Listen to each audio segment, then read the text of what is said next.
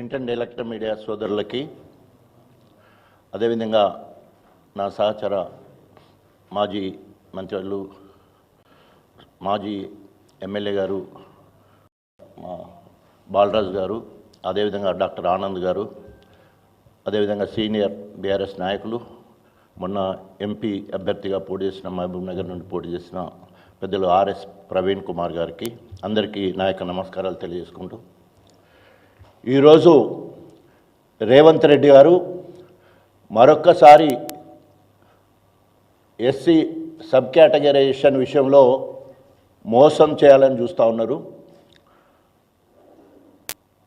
తెలంగాణలో ఎస్సీలను ఏబీసీలుగా వర్గీకరించాలని 30 సంవత్సరాల సుదీర్ఘ పోరాటం తర్వాత రాజ్యాంగ ధర్మాసనం చంద్రచూడ్ నాయకత్వంలో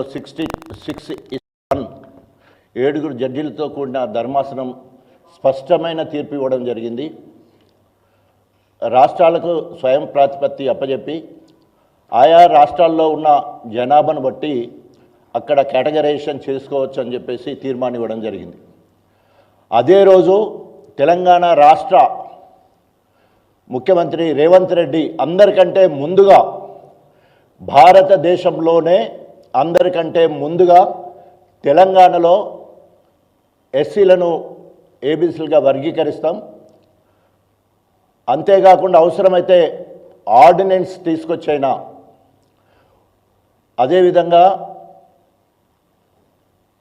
ఉద్యోగాల భర్తీల విషయంలో ఇప్పటివరకు ఇచ్చిన నోటిఫికేషన్ల విషయంలో కానీ ఇక ముందు ఇచ్చే విషయంలో కానీ కేటగరైజేషన్ అయిపోయిన తర్వాతనే ఎస్సీలను వర్గీకరించిన తర్వాతనే మేము నియామకాలు చేపడతామని చెప్పి మరి ఈరోజు మరొక్కసారి ఎస్సీలను మోసం చేయాలనే దురుద్దేశంతో టీఎస్పీఎస్సీ ద్వారా ఉద్యోగాలు భర్తీ చేసే విషయం గ్రూప్ 1 కానీ గ్రూప్ 2 కానీ గ్రూప్ 3 కానీ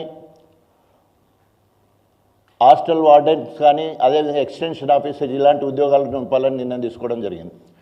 కానీ నవంబర్ 11వ తారీఖు షమీమ్ అఖ్తర్ ఏకసభ్య కమిషన్ ఆధ్వర్యంలో మరి 2 నెలల సమయం ఇచ్చి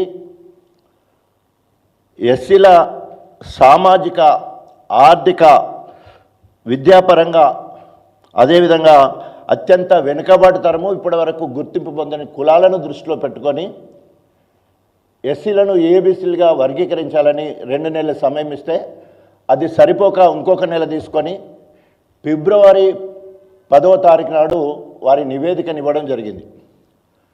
ఆ నివేదిక అశాస్త్రీయంగా ఉంది అని చెప్పేసి మాదిగ ఉపకులాలు అనేక సంఘాలు సామాజికవాదులందరూ కూడా మరి ముక్త కంఠంతో ఖండించడంతో మరొక్క నెల రోజులు ఎక్స్టెండ్ చేసి మార్చి 10వ తారీఖు లోపు మళ్ళీ సవరణలు చేసుకుంటా అన్నారు. మరొకసారి పునర్పరిశీలిస్తారని చెప్పడం జరిగింది. మా దృష్టికి వచ్చినాయి. మేము ఇక్కడ ఇంతకుముందు కూడా బీఆర్ఎస్ పార్టీ పక్షాన మాట్లాడడం జరిగింది. గ్రూప్ ఏ లేదా గ్రూప్ 1లో ఎదిగిన వాళ్ళను అన్ని రకాలుగా వెనుకబడ్డ వాళ్ళని వేసేదాంట్లో ఎదిగిన వాళ్ళను పంబాల 903 పాపులేషన్ ఉంటే 100 కుటుంబాలు ఉద్యోగాలు చేస్తూ ఉన్నాయి. సో అది అత్యధికంగా వెనుకబడ్డ దాంట్లో వేయడం జరిగింది. అదే మన్నెపల్లు దాదాపు 29,000 మంది ఉంటారు, వారిని తీసుకొని గ్రూప్ ఏలో వేయడం జరిగింది. ఇది సరి అయినది కాదు అని చెప్పేసి కమిషన్ దృష్టికి ప్రభుత్వం దృష్టికి తీసుకుపోవడం జరిగింది. ఆ రకంగా వారికి 1% అని చెప్పేసి గ్రూప్ ఏలో పెట్టడం జరిగింది. రెండవది గ్రూప్ బిలో లేదా గ్రూప్ 2లో పెట్టింది ఏంటంటే మధ్యాంతరంగా ఎదిగిన వాళ్ళు అని చెప్పేసి మాదిగలకు మరి దాదాపు 32,33,000 మంది సింగిల్ మాదిగ క్యాస్ట్ ఉంటే సింగిల్ మాల క్యాస్ట్ 15,17,000 ఉంటే 15 లక్షలకు 5% ఇచ్చినప్పుడు మాదిగలు 32 లక్షలు ఉన్నప్పుడు 11% వరకు రావాలి. అంతేకాకుండా బుడగ జంగాలు మొదటి నుంచి కూడా మాదిగలకు అనుబంధంగా ఉపకులంగా ఉన్నారు. వారి జనాభా 1,11,000. సో వాళ్ళు కనుక మాకు కలిసేది ఉంటే, మమ్మల్ని కలిపేసేది ఉంటే మాకు 12% రిజర్వేషన్ వచ్చేది ఉండే. వారిని తీసుకుపోయి అత్యధికంగా వెనుకబడ్డ దాంట్లో మరి బుడగ జంగాలను వేసే కార్యక్రమం చేయడం జరిగింది. అంతేకాకుండా ముఖ్యంగా ఇప్పుడు డక్కులోళ్ళు ఉన్నారు. డక్కులోళ్ళు దాదాపు 2,500 మంది ఉంటే వాళ్ళకొక్కరికి కూడా ఉద్యోగం లేదు.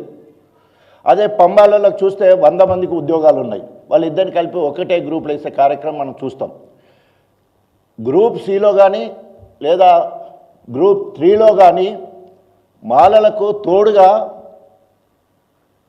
నేత కాని వాళ్ళ కోసము వివేక్ వెంకటస్వామి గారే అన్నారు, అత్యధికంగా వెనుకబడ్డ కులము నేత కాని కులము, వీళ్ళకి అవసరమైతే కార్పొరేషన్ ఏర్పాటు చేయాలని చెప్పాడు. కానీ ఆయన ఎదిగిన సి గ్రూప్లో నేత కాని వాళ్ళు అంటే 1,33,000 మందిని దాంట్లో ఉంచడం వల్ల వారికి 4% వచ్చేది 5%కు పోవడం జరిగింది. మాలలతో కలిపి నేత కాని వాళ్ళు ఉండడం వల్ల వాళ్ళు 5%కి వెళ్ళడం జరిగింది. లేకపోతే మాలలు 4% ఉండే పరిస్థితి ఉండే. ఇప్పుడు మేము డిమాండ్ చేసేది మొదటి నుంచి వెళ్ళినట్టు ఎస్సీలను ఏబిసీలుగా వర్గీకరించాలి. ఎందుకంటే ఇన్ని ఉదాహరణలు చెప్పినాం, ఇది అశాస్త్రీయంగా జరిగింది. దాన్ని ప్రభుత్వం గుర్తించి మళ్ళీ కమిషన్కి ఇంకొక పునర్పరిశీలించాలని చెప్పేసి మళ్ళీ 4 రోజులు టైం ఇచ్చింది. ఇప్పుడు ఎవరు కూడా వెంటనే ఫలితాలు ప్రకటించమని ఎవరు కూడా ఆందోళన చేయట్లేదు. ఎస్సీ కేటగరైజేషన్ అయిపోయిన తర్వాతనే నియామకాలు చేపట్టాలనేది ప్రభుత్వం చెప్పింది. మేము దానికి ఎదురు చూస్తూ ఉన్నాం. కానీ ఇప్పుడు మరొక్కసారి ఎస్సీలను మోసం చేయాలనే ఉద్దేశంతో రేవంత్ రెడ్డి గారు మళ్ళీ కపట నాటకం. ఒకసారి ఇటు చూస్తేనేమో, ముందు చూస్తేనేమో మాదిగల పక్షపాత లెక్క ఉంటాడు, వెనుక నుంచి వెళ్ళి మాత్రమో మాలలను నెయ్యేయడమే కాకుండా మాలలకు మేలు జరిగే కార్యక్రమాలు చేస్తున్నాడు. దీన్ని మేము తీవ్రంగా ఖండిస్తున్నాం. రేవంత్ రెడ్డి 2 నాలుకల ధోరణి మారుకోవాలని చెప్పేసి హెచ్చరిస్తూ ఉన్నాం. అదేవిధంగా ఇప్పటి వరకు అట్లా ఆగస్టు 1వ తారీఖు రోజే రేవంత్ రెడ్డి నియామకాలు చేపట్టాలని చెప్పేసి డిఎస్సి ద్వారా దాదాపు 15,000 ఉద్యోగాలు ఇచ్చిండు. అదేవిధంగా ప్రొఫెషనల్ కోర్సు ఎంబీబీఎస్ కానీ బీటెక్ కానీ ఇతర ప్రొఫెషనల్ కోర్సులో 100,000 సీట్లు మాదిగ ఉపకులాలకు నష్టం జరిగింది. ఆ రకంగా విద్యాపరంగా ఉద్యోగపరంగా కూడా నష్టం జరిగింది. అంటే చెప్పేది చెప్తూనే ఉంటాడు, చేసేది చేసుకుంటూనే ఉంటాడు. సో ఈరోజు మళ్ళీ మాట మార్చి ఉద్యోగ నియమాలకు 10వ తారీఖు నుండి శ్రీకారం చుట్టడం జరిగింది. రేవంత్ రెడ్డి ఈ మాయల మరాఠీ తత్వాన్ని మానుకోవాలని హెచ్చరిస్తూ ఉన్నాం.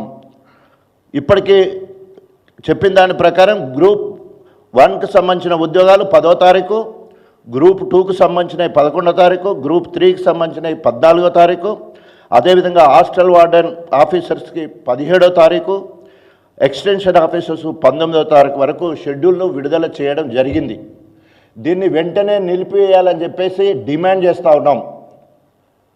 రేవంత్ రెడ్డి ఇప్పటికే అనేక హామీలు ఇచ్చి అందరినీ మోసం చేసుకుంటూ వచ్చాడు. మొత్తం గోబెల్స్ ప్రచారం చేసుకుంటూ ఇప్పటికీ 15 నెలల పాలన పూర్తి చేసుకున్నాడు. ఇది నయవంచన పాలన, ప్రజాపాలన కాదు, ప్రజా వంచక పాలన నడిపిస్తూ ఉన్నాడు. ఇప్పటికీ రైతులను నిండా ముంచి 441 రైతు ఆత్మహత్యలకు గురైన అదంతా కూడా ప్రభుత్వము రేవంత్ రెడ్డి చేసిన హత్యలే.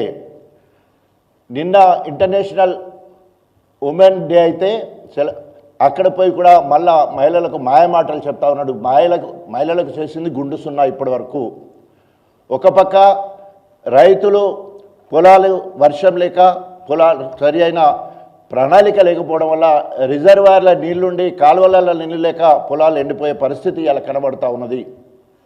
ఇప్పటికైనా రేవంత్ రెడ్డికి చిత్తశుద్ధి ఉండేది ఉంటే వెంటనే ఇది 12వ తారీఖు రోజు మరి అసెంబ్లీ మొదలవుతుంది. ఆ రోజు మొదటి బిల్లుగానే తీసుకుంటా అంటున్నారు. వెంటనే ఎస్సీలను ఏబీసీలుగా వర్గీకరించి తీర్మానం అయిన తర్వాతనే నియామకాలు చేపట్టాలని డిమాండ్ చేస్తూ, ఒకవేళ దీనికి వ్యతిరేకంగా పోయేది ఉంటే తీవ్ర పరిణామాలు రేవంత్ రెడ్డి ప్రభుత్వం ఎదుర్కోవాల్సి వస్తుందని హెచ్చరిస్తూ సెలవు తీసుకుంటాం.